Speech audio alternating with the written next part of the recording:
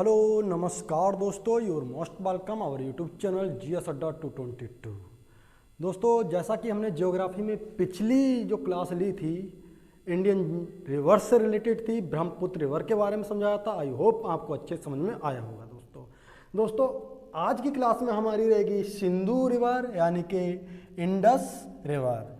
Indus river के बारे में चर्चा होगी दोस्तों, यानी कि सिंधु रिवर के बारे में चर्चा होगी। सिंधु नदी की कौन कौन सी सहायक नदियां हैं और उन सहायक नदियों का उद्गम कहाँ से होता है। संगम तो सिंधु नदी में होता ही, ओके। और सिंधु नदी का उद्गम कहाँ से होता है, संगम कहाँ होता है, एंट्री भारत में किस स्थान से करती है, एग्जिट भारत से किस स्थान से करती है, और सिंधु रिवर को किस उपनाम से जानते हैं, okay. Next my dear student, जो और मेन पॉइंट हैं जो कंपटीशन से रिलेटेड वेरी इंपॉर्टेंट सिंधु नदी से बनते हैं, इंडस रिवर से बनते हैं, उन पर हम आज डिटेल वाइज चर्चा करेंगे। उन्हीं पॉइंट पर चर्चा करेंगे जो कंपटीशन में अधिकतर देखने को मिलते हैं दोस्तों। और सिंधु नदी किन किन देशों में बहती है और भारत के किन राज्यों में बहती है, ओके। तो दोस्तों आइए सिंधु रिवर पर चर्चा करते हैं। सिंधु नदी को इंग्लिश में बोलते हैं इंडस रिवर। इंडस रिवर, कभी कभी इंग्लिश का शब्द भी हिंदी में लिख के आ जाता है इंडस रिवर, ओके। तो इंडस रिवर यानी कि सिंधु नदी का उद्गम कहाँ से होता है, सानोख्या बाब से होता है दोस्तों। कहाँ से होता है, सानोख्या बाब से होता है। सानोख्या बाब को दोस्तों अन्य नाम से भी जानते हैं, सनक बाब, शाना का शना के बाब। सिंधु नदी का उद्गम कहाँ से होता है, सानोख्या बाब कहें या सनक बाब कहें, इन तिब्बत, यानी कि तिब्बत में ये स्थान है दोस्तों, यानी कि चाइना के अंडर में है। तिब्बत से सिंधु नदी का उद्गम होता है। तिब्बत में कौन से हिमानी से, कौन से ग्लेशियर से दोस्तों, उस ग्लेशियर का नाम है सानोख्या बाब, सानोख्या बाब, सानोख्या बाब या सनक बाब कहो। और तिब्बत में इस सानोख्या सिंधु नदी को किस नाम से जानते हैं, शेरमुख, शेरमुख इन तिब्बत। आई होप आपको अच्छे से दिखाई दे रहा होगा दोस्तों, एक बार चेक करता हूं, ओके।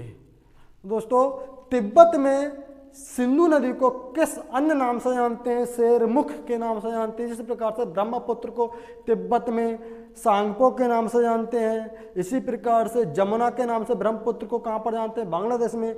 इसी प्रकार से ब्रह्मपुत्र को भारत में किस नाम से जानते हैं, ब्रह्मपुत्र के नाम से जानते हैं दोस्तों। इसी प्रकार से सिंधु नदी के भी अलग अलग नाम हैं। तिब्बत में शेरमुख के नाम से जानते हैं तो सिंधु नदी को, भारत में और पाकिस्तान में सिंधु रिवर के नाम से जानते हैं। तो तिब्बत से उद्गम होता है किसका, सिंधु रिवर का, यानी कि इंडस रिवर का। कहाँ से, सानोख्या बाब से होता है। बहुत पूछ लेता है, आप याद करेंगे अच्छे से। सानोख्या बाब का कभी कभी अदर नेम भी रख देता है। कहाँ से होता है, सनक बाब से होता है, ओके। नेक्स्ट, जब सिंधु नदी भारत में प्रवेश करती है दोस्तों, तो किस स्थान से प्रवेश करती है, यानी कि सिंधु नदी भारत में जब प्रवेश करती है तो किस स्थान से प्रवेश करती है, यानी कि entry point in India. India में एंट्री पॉइंट क्या है सिंधु रिवर का, तो कभी कभी पूछ लेता है। इस एंट्री पॉइंट को हम बोलते हैं दम चौक, दम चौक। दम चौक नामक स्थान से भारत में एंट्री करती है कौन, सिंधु रिवर एंट्री करती है भारत में, ओके। अब एग्जिट करती है भारत में, यानी कहाँ से, जो हमारा जम्मू कश्मीर स्थान है उसका नाम है, जो पाकिस्तान में एंट्री करती है, भारत से एग्जिट करती है यानी कि आउट होती है, उस स्थान का नाम है चिल्लाहस, चिल्लाहस। तो कभी कभी पूछ लेता है भारत में एंट्री पॉइंट क्या है सिंधु नदी का, तो दमचौक है, लद्दाख में है। और भारत से एग्जिट पॉइंट क्या है, यानी कि जो बाहर जाती है, पाकिस्तान प्रवेश करती है, भारत किस स्थान से प्रवेश करती है, तो चिल्लाहस से प्रवेश करती है, यानी कि पाकिस्तान में। सबसे ज़्यादा सिंधु नदी किस देश में बहती है, तो answer will B only Pakistan. Pakistan में सबसे ज़्यादा सिंधु नदी बहती है, लगभग 2900 किलोमीटर इसकी लेंथ है, ओके।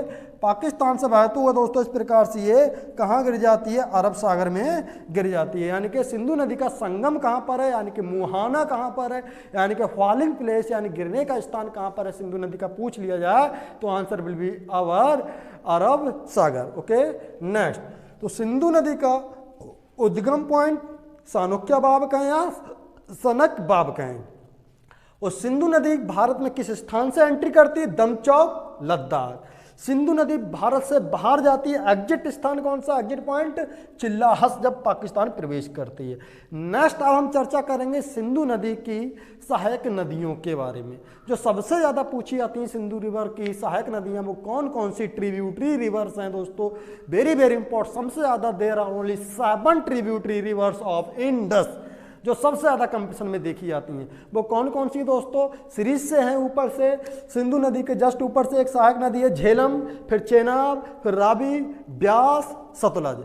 झेलम, चेनाब, रावी, ब्यास, सतलज, 5 ये हैं। नेक्स्ट जो ऊपर से एंट्री करती हैं सिंधु नदी की सहायक नदियां होती हैं, यानी कि जो सियाचिन ग्लेशियर से प्रवेश करती हैं सिंधु नदी में, वो कौन कौन सी हैं? नुब्रा नदी है और श्योक नदी है। नुब्रा नदी है और श्योक नदी है। इन पर डिटेल वाइज चर्चा करने से पहले सिंधु नदी का इतिहास देखते हैं दोस्तों। यानी कि जब हमारा बंटवारा हुआ था, भारत एंड पाकिस्तान के बीच बंटवारा हुआ था 1947 ईस्वी में दोस्तों। डरिंग 1947 ईस्वी में between India and Pakistan partition हुआ था। उस समय जमीन का तो पार्टीशन हो गया था, लेकिन सिंधु नदी का पार्टीशन नहीं हुआ था, यानी कि जल का बंटवारा नहीं हुआ था। हुआ क्या? 1947 ईस्वी में जब जमीन का बंटवारा हो गया, इंडिया एंड पाकिस्तान अलग अलग 2 कंट्री स्वतंत्र देश हो गए, घोषित थे उस समय। इसके बाद 1947 ईस्वी में पाकिस्तान लगातार सीज फायर करने लगा जम्मू कश्मीर में यहाँ से। ओके, हुआ क्या? 1947 में ही लास्ट में उस at that time PM of India PT Nehru, Pandit Jawaharlal Nehru ने 2 नहरों का पानी रोक लिया। पाकिस्तान जाने वाली नदियों का जो पानी रोक लिया, 2 नहरों का, नदियों का नहीं, सहायक नदियों का नहीं, 2 नहरों का। जिससे दोस्तों आपको पता होना चाहिए पाकिस्तान की 17 लाख एकड़ जमीन प्रभावित हुई। 2 नहरों को पानी रोकने से 17 लाख एकड़ जमीन प्रभावित हुई पाकिस्तान की, यानी कि सूखे के कगार पर आ गई। पाकिस्तान में हाहाकार मच गया। हुआ क्या दोस्तों? पाकिस्तान फिर से चिल्लाने लगा कि हमें ये पानी नहीं रोकना चाहिए। फिर से 1948 ईस्वी में पानी को लीव कर दिया, छोड़ दिया गया दोस्तों। हुआ क्या? फिर से वो बार बार अटैक करता रहा अपने भारत में, यानी कि J&K जम्मू कश्मीर में सीज फायर करता रहा। एंड टाइम में फिर से पाकिस्तान के लिए पानी रोकने की चर्चा हुई। सिंधु नदी का जो पानी जा रहा सबसे ज़्यादा पाकिस्तान को प्राप्त होता है दोस्तों। तो हुआ क्या? 1954 ईस्वी में, 1954 ईस्वी में वर्ल्ड बैंक आ गया बीच में। वर्ल्ड बैंक समझौता कराने आ गया, बीच में कूद गया भारत और पाकिस्तान के बीच सिंधु नदी के जल बंटवारे के बारे में। तो वर्ल्ड बैंक ने क्या कहा, क्या विचार रखा, उसने क्या प्रस्ताव रखा? तो सिंधु नदी की 5 प्रमुख सहायक नदियां हैं, झेलम, चेनाब, रावी, ब्यास, सतलज, और एक सिंधु नदी को लगाकर 6 हो रही हैं दोस्तों। इनमें से 3 नदियां, पश्चिमी नदियां कहाँ गई? 1 2 3, इधर की 3 नदियां पश्चिमी नदियों के नाम से दिया गया, और इधर की 3 नदियां, राइट साइड की 3 नदियां दोस्तों पूर्वी नदियों के नाम से जानी गई। यानी कि सिंधु, झेलम, चेनाब, सिंधु, झेलम, चेनाब पश्चिम की नदियां, और रावी, ब्यास, सतलज पूरब की नदियां, जो भारत में अधिकतर हिस्सा पड़ता है।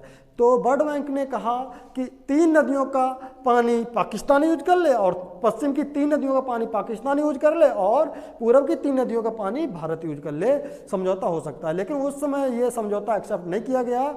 अब नेक्स्ट समझौता कब हुआ दोस्तों? बंटवारा कब हुआ पानी का, यानी कि पानी के बीच में समझौता कब हुआ सिंधु नदी से रिलेटेड भारत एंड पाकिस्तान में? 1960 ईस्वी में।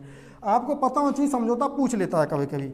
19 सितंबर 1960 ईस्वी को। आई होप आपको अच्छे से दिखाई दे रहा होगा, देखता हूँ। ओके, तो सिंधु रिवर समझौता जो हुआ था, जल समझौता हुआ था बिटवीन इंडिया एंड पाकिस्तान के बीच, कब हुआ था? 19 सितंबर 1960 ईस्वी को हुआ था। कहाँ पर हुआ था? पाकिस्तान के कराची नामक स्थान पर हुआ था। आपको पता होना चाहिए, वेरी वेरी इंपॉर्टेंट पॉइंट है दोस्तों, पूछ लेता है। सिंधु रिवर समझौता किन देशों के मध्य हुआ था दोस्तों? भारत एंड पाकिस्तान के मध्य हुआ था। सिंधु जल समझौता कब हुआ था? 19 सितंबर 1960 ईस्वी में हुआ था। कहाँ पर हुआ था? पाकिस्तान के कराची नामक स्थान पर हुआ था। इस समझौता का रिजल्ट क्या हुआ दोस्तों? बहुत पूछा जाता है दोस्तों। रिजल्ट क्या हुआ आपको पता होना चाहिए। जो सिंधु नदी की सहायक नदियां हैं, झेलम, मैंने यहाँ नोट डाउन कर दिया है, झेलम, चेनाब, रावी, ब्यास, सतलज। सबसे पहले आपको पता होना चाहिए व्हाट इज ट्रिब्यूटरी रिवर्स, यानी कि सहायक नदियां किसे कहते हैं दोस्तों? यानी किसी नदी का उद्गम होता है कहीं अंत से, लेकिन वो किसी बड़ी नदी में आकर मिल जाती है, किसी छोटी नदी में आकर मिल जाती है। जिस नदी में आकर मिल जाती है वह उस नदी की सहायक नदी कहलाती है। तो बहुत सारी नदियां, झेलम, चेनाब, रावी, ब्यास, सतलज, उद्गम अंत से हुआ है, लेकिन मिली किससे है? सिंधु से मिली हैं, तो इसीलिए ये सिंधु की सहायक नदियां कहलाती हैं दोस्तों। ओके, तो हुआ क्या, 3 नदियों का जो एक प्रकार से मैं आपके लिए इस प्रकार से दिखा दे रहा हूं अलग से, ये मैं रब कर दे रहा हूं, आप नोट डाउन कर लेना। इस प्रकार से मान लो दोस्तों ये सिंधु रिवर जा रही है। ओके, बाद में उसे फिलअप करूंगा मैं। इस झेलम का उद्गम हुआ जम्मू कश्मीर से, शेषनाग झील से सिंधु नदी में मिल गई जाकर। ओके, इसके बाद में मिली तो चेनाब में है, लेकिन चेनाब मेन नदी बाद में सिंधु में मिलती है। ओके, फिर झेलम के बाद में चेनाब, फिर रावी, फिर ब्यास, फिर सतलज। इस प्रकार से एक नदी प्रमुख धारा बन गई है। और किस में जाकर मिल गई, पाकिस्तान में जाकर किससे मिल गई ये सभी नदियाँ, सिंधु नदी से। यानी कि झेलम मिली चेनाब से, चेनाब से मिली रावी, और ब्यास मिली सतलज से, सतलज मिली चेनाब से, इस प्रकार से। और ये मेन नदी चेनाब नदी की मेन शाखा, इन सभी नदियाँ मिल जाती चेनाब में, और चेनाब नदी मिल जाती किसमें, सिंधु नदी में। यानी कि अधिकतर जो पश्चिम की नदियाँ इधर की कहलाएंगी 3, सिंधु, झेलम, चेनाब। सिंधु, झेलम, चेनाब पश्चिम की कहलाएंगी सबसे ज़्यादा, और ये पूरब की सबसे ज़्यादा पूरब से इनका उद्गम हुआ है। अधिकतर भारत के पूर्वी वाले स्थान से, यानी कि हिमाचल से अधिकतर वो कौन कौन सी, ब्यास, सतलज, रावी, ब्यास, सतलज, रावी, ब्यास, सतलज, ये पूरब की कहलाएंगी। यानी कि 3 नदियां पूरब की रावी, ब्यास, सतलज, और 3 नदियां पश्चिम की सिंधु, झेलम, चेनाब। तो इस समझौते से दोस्तों रिजल्ट क्या निकल के आया, यानी पश्चिम की 3 नदियां झेलम, सिंधु, झेलम, चेनाब, सिंधु, झेलम, चेनाब का 80% वाटर पाकिस्तान यूज कर सकता है, एंड बचा 20% वाटर पश्चिम की नदियों का भारत यूज कर सकता है। नेक्स्ट दोस्तों, यानी पश्चिम की नदियां, यानी कि जो सबसे ज्यादा पाकिस्तान में जा रही हैं जो, ओके, उनका 80% वाटर कौन यूज कर सकता है, पाकिस्तान, 20% भारत यूज कर सकता है, ये समझौता हुआ। अब बची पूरब की नदियां कौन कौन सी, रावी, ब्यास, सतलज। रावी, ब्यास, सतलज अधिकतर एचपी से इनका उद्गम होता है, सतलज का तो तिब्बत से होता है दोस्तों, बाद में समझाएंगे। ओके, अधिकतर ये पूरब की हैं एक प्रकार से, सबसे ज़्यादा भारत में बहती हैं यहाँ पर। तो पूरब की नदियाँ कहलाई रावी, ब्यास, सतलज। यानी कि पूरब की रावी, ब्यास, सतलज 3 नदियों का 80% वाटर भारत यूज कर सकता है, और 20% वाटर पाकिस्तान यूज कर सकता है दोस्तों। तो इससे समझौता आपके लिए आई होप आपको अच्छे समझ में आ गया होगा। सिंधु नदी समझौता, सिंधु जल समझौता किन किन 2 देशों के मध्य हुआ, भारत एंड पाकिस्तान के मध्य हुआ। एकमात्र नदी समझौता है दोस्तों भारत में जिसमें वर्ल्ड बैंक के हस्ताक्षर हैं दोस्तों, यानी कि विश्व बैंक के हस्ताक्षर हैं, वो बीच में आया। ओके, ये समझौता कराने के लिए 1960 ईस्वी में।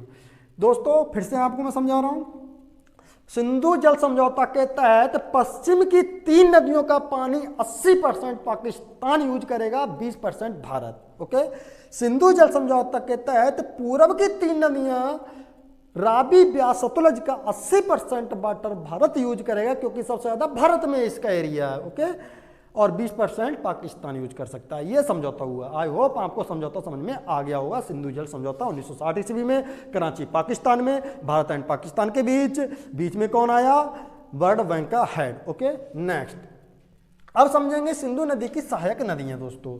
सिंधु नदी की सहायक नदियां दोस्तों झेलम है। झेलम का उद्गम कहां से होता है, सहायक नदियों का ट्रिब्यूटरी रिवर्स का भी उद्गम पूछ लेता है दोस्तों, वेरी वेरी इंपॉर्टेंट पॉइंट है दोस्तों। झेलम नदी का उद्गम होता है बैरीनाग झील के पास शेषनाग झील से। बैरीनाग झील के पास कहां से होता है दोस्तों, शेषनाग झील से। शेषनाग झील कहां पर है, बैरीनाग झील कहां पर है दोस्तों, J&K यानी कि जम्मू एवं कश्मीर में दोस्तों। ओके, तो जम्मू कश्मीर में दोस्तों यहां से एक प्रकार से झेलम नदी का उद्गम होता है, कहां से, शेषनाग झील से, आपको पता होना चाहिए।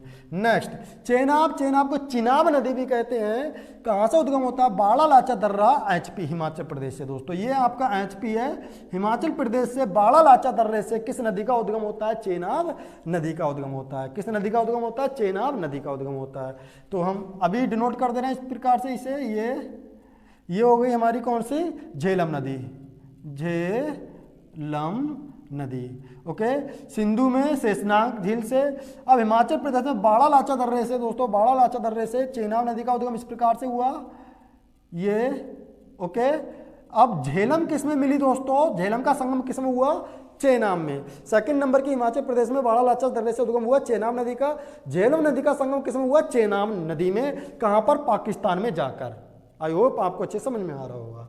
नेक्स्ट, रावी नदी का उद्गम कहाँ से होता है दोस्तों? रोहतांग दर्रा, एचपी हिमाचल प्रदेश। रावी नदी का उद्गम भी दोस्तों हिमाचल प्रदेश रोहतांग दर्रा पास है दोस्तों, ये दर्रा है। Okay, way to Tibet, Tibet के लिए जाने वाला कौन सा दर्रा? रोहतांग दर्रा। रा से रोहतांग, रा से रावी नदी, उद्गम होता है किसका? रावी नदी का। इस प्रकार से ये कहाँ पर जाकर मिल जाती है? ये भी पाकिस्तान में जाकर किससे मिल जाती है? चेनाब नदी से। ध्यान रखना दोस्तों, झेलम चेनाब में मिली और नीचे ये कौन सी हमारी रावी, रावी किसमें मिली? चेनाब में, पाकिस्तान में जाकर मिलती हैं। Next my dear students, Beas नदी, ब्यास नदी का उद्गम होता है Beas Kund. Okay, Beas Kund, HP, HP for my dear student Himachal Pradesh. यानी कि ब्यास कुंड हिमाचल प्रदेश से उद्गम कहाँ से होता है? ब्यास कुंड से, यानी कि हिमाचल प्रदेश से उद्गम किसका होता है? ब्यास नदी का होता है। ब्यास नदी दोस्तों कहाँ पर मिलती है? ब्यास नदी मिल जाती है हमारी जाकर किसमें? सॉरी, सतलज में मिलती है। ब्यास नदी कहाँ पर मिलती है? सतलज में मिलती है। अभी आपके लिए बाद में समझ में आएगा ये। नेक्स्ट, इतना पहले समझे, ब्यास नदी का उद्गम हिमाचल प्रदेश से होता है। ओके, और ब्यास कुंड से। नेक्स्ट, सतलज नदी का उद्गम कहाँ से होता है? राक्षस ताल, तिब्बत। राक्षस ताल कहें दोस्तों, चाहे राक्षस ताल कहें, राक्षस ताल कहें या राक्षस ताल कहें, तिब्बत। यानी कि तिब्बत में हिमाचल प्रदेश के जस्ट पास वाला एक स्थान है राक्षस ताल। ओके, राक्षस ताल से उद्गम किसका होता है? इस प्रकार से ये क्या बोलते हैं? सतलज नदी का होता है। सतलज नदी का उद्गम होता है इस प्रकार से ये, और ये मिली चेनाब से। सतलज में कौन सी मिली दोस्तों? ये रावी। ध्यान रखना, झेलम का उद्गम शेषनाग झील, जम्मू कश्मीर, चेनाब नदी में मिली जाकर पाकिस्तान में। ओके, नेक्स्ट, चेनाब नदी का उद्गम बाड़ालाचा दर्रा, हिमाचल प्रदेश। ओके, आगे बढ़ी जाकर मिली सिंधु नदी से। इसके नीचे कौन सी नदी आई दोस्तों? सीरीज कभी कभी पूछ लेता है, झेलम, चेनाब, रावी, ब्यास, सतलज, सीरीज पूछ लेता है। ओके, पता होना चाहिए। नेक्स्ट बाद में आई झेलम, चेनाब, रावी। रावी का रोहतांग दर्रा हिमाचल प्रदेश से उद्गम हुआ और पाकिस्तान में जाकर चेनाब नदी से मिल गई। ओके, यानी कि संगम हो गया चेनाब नदी में। नेक्स्ट, ब्यास कुंड से ब्यास नदी का उद्गम हुआ और सतलज नदी में इसका संगम हो जाता है। इसका संगम पाकिस्तान में जाकर नहीं होता है ब्यास नदी का दोस्तों, इसका संगम होता है पंजाब में, PU। ओके, पंजाब में जाकर संगम होता है किसका? ब्यास नदी का। किससे? सतलज नदी से। सतलज नदी का उद्गम कहाँ से होता है? राक्षस ताल कहें चाहे राक्षस ताल कहें, तिब्बत से होता है दोस्तों किसका? सतलज नदी का उद्गम। और सतलज नदी में कौन सी नदी मिल जाती है? ब्यास नदी मिल जाती है। ब्यास नदी का उद्गम ब्यास कुंड हिमाचल प्रदेश से होता है, पंजाब में जाकर सतलज नदी से मिल जाती है। अब आपको पता होना चाहिए जहां पर ये संगम होता है किसका? सतलज और ब्यास का। यानी कि ब्यास नदी जहां पर मिलती है जाकर दोस्तों किससे? सतलज से, पंजाब में। यहाँ पर एक बैराज है, यानी कि एक डैम है, यानी कि एक बांध है। यहाँ इनके संगम पर एक बांध बनाया गया है जिसका नाम दोस्तों हरी के बैराज है। हरी के बैराज, ये क्या दोस्तों? बांध का नाम है, डैम का नाम है। सतलज और ब्यास के संगम, मैंने नोट डाउन कर लिया है। सतलज और ब्यास का संगम कहाँ पर होता है? PUNJAB, पंजाब राज्य में होता है। यहीं पर संगम पर एक डैम बनाया गया है दोस्तों, हरी के बैराज। हरी के बैराज नाम दिया गया है। अब हरी के बैराज से दोस्तों एक नहर निकाली गई है। उस नहर का नाम दोस्तों क्या है? इंदिरा गांधी नहर। इंदिरा गांधी नहर, जिसकी लेंथ कितनी है? 650 किलोमीटर है।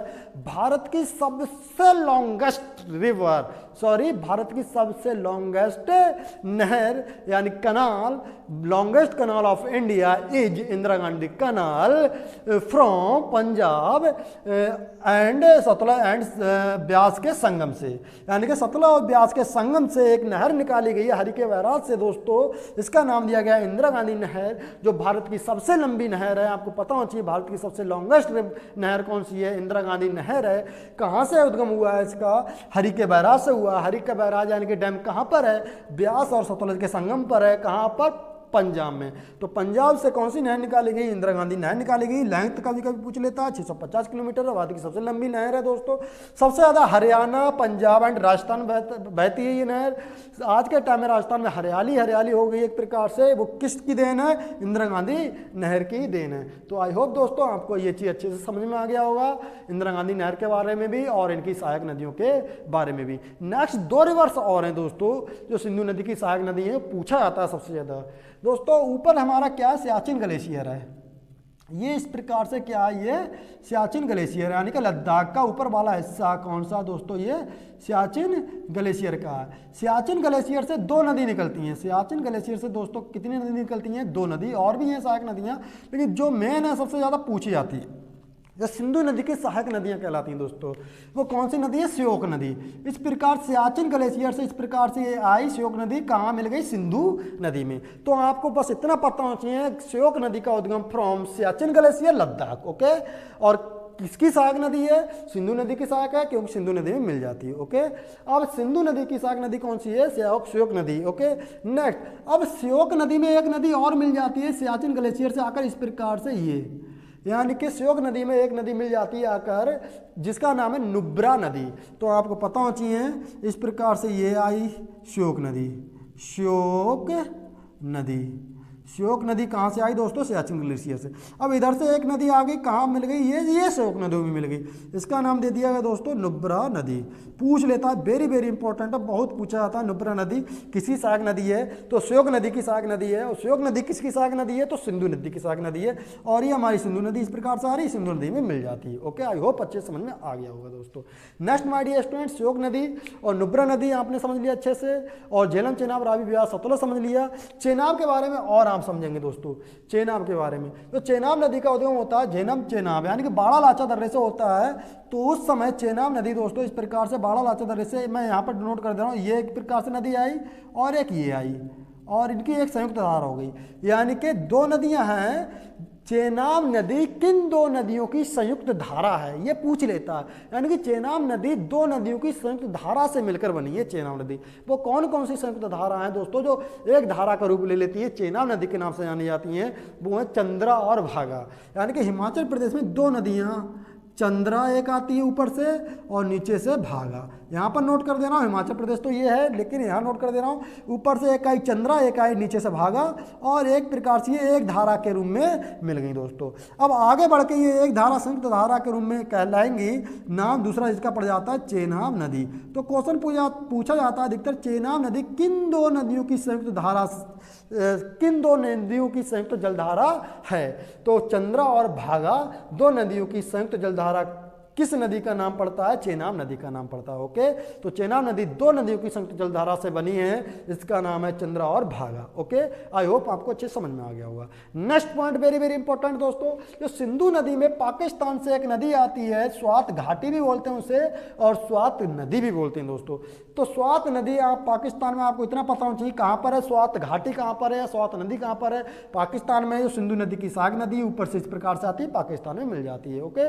इस स्वात नदी को मैं नोट डाउन यहां पर कर दे रहा हूं, स्वात घाटी, स्वात घाटी। तो स्वात घाटी को पाकिस्तान का स्वर्ग कहा जाता है, आपको इतना ही पता होना चाहिए। किस घाटी को पाकिस्तान का स्वर्ग कहा जाता है, आंसर विल बी स्वात घाटी। किसकी सहायक नदी है या किसकी सहायक घाटी है, answer will B Indus river यानी कि सिंधु रिवर। किस देश में बहती है, पाकिस्तान में बहती है। नेक्स्ट पॉइंट दोस्तों और बनता है झेलम, चेनाब, रावी, ब्यास, सतलज, ओके।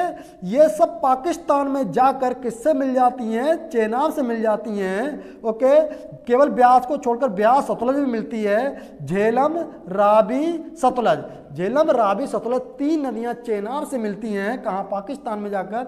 अब आगे एक ये संयुक्त धारा ले लेती हैं, एक प्रकार से एक संयुक्त जल धारा आगे अकेले चेनाब नदी की बनती है, जो पाकिस्तान में पंज नद नामक स्थान पर मिल जाती है सिंधु नदी से।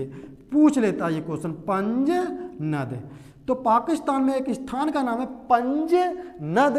पंजनद नामक स्थान पर सिंधु की जो सहायक नदियां हैं वो सब सिंधु नदी से मिल जाती हैं, ओके। आपको पता होना चाहिए कहाँ पर मिलती हैं ये सभी सहायक नदियाँ सिंधु से, पंज नद पाकिस्तान में, okay. Next my dear students, और आपको क्या पता होना चाहिए, थोड़ा सा और पॉइंट पता होना चाहिए, सबसे ज़्यादा सिंधु नदी का पानी कौन यूज कर रहा है, पाकिस्तान यूज कर रहा है दोस्तों। इसीलिए पाकिस्तान में सबसे ज़्यादा नहरें हैं, यानी कि विश्व में वह देश का नाम बताइए, उस देश का नाम बताइए इसमें सबसे ज़्यादा नहरों का जाल है, यानी कि एक प्रकार से जाल बिछा हुआ नहरों का। तो आंसर विल बी पाकिस्तान, यानी कि पाकिस्तान में सबसे ज़्यादा नहरें हैं। क्वेश्चन आ जाता है नेक्स्ट, अपने पंजाब से भी आ जाता है, 5 नदियों की भूमि। किस राज्य को कहा जाता है? पंजाब को कहा जाता है दोस्तों। पंजाब का अर्थ होता है 5 नदियों की भूमि, यानी कि पंजाब को 5 नदियों की भूमि कहा जाता है, आपको पता होना चाहिए। और कौन कौन सी नदियां हैं वो? झेलम, चेनाब, रावी, ब्यास, सतलज, ये 5 नदियां हैं पंजाब में। लेकिन मुख्य धारा इनकी ना आकर इनकी कुछ सहायक नदियां छोटी मोटी टूटकर पंजाब में आ जाती हैं, इसीलिए पंजाब को पंजनद कहा जाता, सॉरी पंजाब कहा जाता है, यानी कि 5 नदियों की भूमि कहा जाता है। आपको पता होना चाहिए 5 नदियों की भूमि भारत के किस राज्य को कहा जाता है? Answer will B Punjab. तो आई होप दोस्तों आपको ये चीज अच्छे से समझ में आ गया होगा दोस्तों।